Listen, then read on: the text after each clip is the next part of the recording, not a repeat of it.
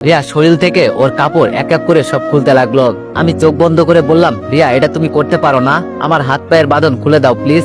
শুধু এটুকুই বললাম। পরে আর কিছু বলার সুযোগ না দিয়ে রিয়া যেটাকে ইতিহাস বলে সেটাই করলো। সকালে কারো কান্নার আওয়াজের কারণে ঘুম ভেঙে গেল। পাশে তাকিয়ে দেখি রিয়া শরীরে কম্বল পেঁচিয়ে কান্না করছে। আমি তাড়াতাড়ি বলে উঠলাম, কি হয়েছে রিয়া তোমার, হঠাৎ এভাবে কান্না করছে কেন? ঠাস করে রিয়া আমার গালে একটা চড় দিয়ে বলল, তুই কোনো কথা বলবি না, আমার দুর্বলতার সুযোগ নিয়েছিস আজকে। আমি আগেই বলেছিলাম ছেলেদের আজ যাই হোক বিশ্বাস করো না, আর আজকে তুই সেটাই প্রমাণ করে দিলি। এখন আমি সাইমনকে কিভাবে আমার এই মুখ দেখাবো? তুই এটা আমার সাথে করতে পারলি? একবার আমার কথা চিন্তা করতিস। আমি ওকে জোরে একটা ধমক দিয়ে বললাম, তুই আমার সাথে কোনো কথা বলবি না, আমাকে বললি না আমি তো সর্বনাশ করছি না? দাঁড়া, আমার হাত পায়ের বাঁধনগুলো আগে খুলে দে। রিয়া কান্না বন্ধ করে বলল, তোমাকে এভাবে হাত পা বেঁধে রেখে গেল কে? আমি বললাম, ও সব কাজ করে এখন ভালো সাজা হচ্ছে না? জোরেই বললাম, আমার হাত পায়ের বাঁধনগুলো খুলে দিবি কিনা? রিয়া ভয় পেয়ে আমার বাঁধন খুলে দিল।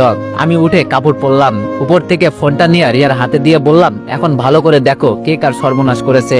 আমি জানতাম রিয়া উল্টাপাল্টা কিছু করবে, এর জন্য আমি আগে থেকে ক্যামেরা চালু করে রাখছি। আর রিয়া যে আমার সাথে এরকম কিছু একটা করবে সেটা আমার কল্পনার বাইরে ছিল। হঠাৎ করে কিভাবে কি হয়ে গেল বুঝতেও পারি নাই। এইসব হবে আগে জানলে আমি বেশ সতর্কতাই অবলম্বন করতাম। রিয়া অল্প কিছু ভিডিও দেখে ডিলিট করে দিয়ে ফোনটা আমার হাতে দিয়ে দিল। মাথা চুলকাতে চুলকাতে বলল, আমি আসলেই সরি, আমি বুঝতে পারি নাই এই পানি খাওয়ার পরে যে এইসব হবে।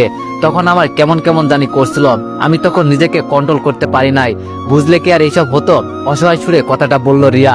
আমি বললাম, ও তা বুঝবে কিভাবে, আমি কত করে তোমায় না করছি, কিন্তু তখন তো আমার কথা শুনলে না, আমার সবকিছু কেড়ে নিয়েছ।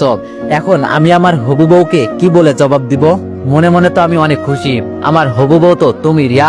রিয়া কান্না কান্না সুরে বলল, আমি সত্যি অনেক সরি, আমি জানতাম না আমি এমন কিছু করে বসবো। আমি রিয়ার কথা শুনে হাসতে লাগলাম। রিয়া আমার দিকে অবাক দৃষ্টিতে তাকিয়ে বলল, তুমি হাসছো কেন? আমি বললাম, তোমার সরি কথাটা শুনে এত বড় একটা ভুল করলে, এই সামান্য একটা সরি বলে কি সব মাফ হয়ে গেল? এবার আমি ওর কাছে গিয়ে ওর চোখের দিকে তাকিয়ে বললাম, সেই দিন আমিও এরকম একটা ভুল করেছি, কিন্তু তখন তো তুমি আমাকে মাফ করো নাই। আমি চাইছিলাম তোমাকে বিয়ে পর্যন্ত করতে, কিন্তু তুমি কি করলে? তোমার ভাইকে বললে আমাকে মেরে ফেলতে। আজকে তুমি আমার জায়গায় দাঁড়িয়ে আছো আর আমি তোমার জায়গায়। এখন এটা চিন্তা করো, আমি কি সেই দিন খুব বড় ভুল করে ফেলেছি, যার কারণে এত এত বছর আমি আমার পরিবার হারা, আমার প্রিয়জন হারা? তোমার মতোই সেদিন আমারও এরকম নেশা হয়েছিল, তবে সেটা তোমার নেশা, যা আমি মাথা থেকে দূর করতে পারি নাই। এত বড় একটা ভুল যা জীবনের একটা অংশ, এটাকে সামান্য একটা সরি বলে মাফ হয়ে যাবে? যদি মাফই করা যেত তাহলে এত এত বছর আমি বা কেন শাস্তি পেলাম? কেন আমি তোমার থেকে এত দূরে ছিলাম? জবাব আছে তোমার কাছে রিয়া? আমার কথা শুনে রিয়ার হার্টবিট মনে হয় বন্ধ হয়ে যাচ্ছে। তোতলাতে তোতলাতে বলল, তো তুমি কে? আমি ওর দিকে গভীর দৃষ্টিতে তাকিয়ে বললাম, ভালো করে তাকিয়ে দেখো তো, আমাকে চেনা যায় নাকি? মনে পড়ে সেই মানুষটাকে, একটা ভুলের কারণে যাকে তোমরা মেরে ফেলতে চাইছিলে? রিয়া আমার মুখে হাত দিয়ে ভালো করে একবার দেখলো, হাত ছেড়ে আমার থেকে অনেকটাই দূরে গিয়ে বলল, দীপু তুমি? আমি হাসি দিয়ে বললাম, আমাকে এত তাড়াতাড়ি চিনে ফেললে তুমি? আজকে তো আমি তোমার সাথে জোর করে কিছু করতে চাই নাই, নাকি তুমি প্ল্যান করে এইসব করেছো আমার সাথে? রিয়া আমাকে উল্টো প্রশ্ন করলো, তুমি যে দীপু আমার বিশ্বাস হচ্ছে না, আমার সাথে মিথ্যা কথা বলছো তাই না তুমি? আমি বললাম, ও এখন কেন বিশ্বাস হবে? আমাকে ছেড়ে নতুন নাগর পেয়েছো, তবে সেই দিন তোমার ভাই আমাকে মারে নাই, অন্য দেশে আমাকে পাচার করে দেয়, মনে করে আমি অন্য দেশে গিয়ে মারা যাব।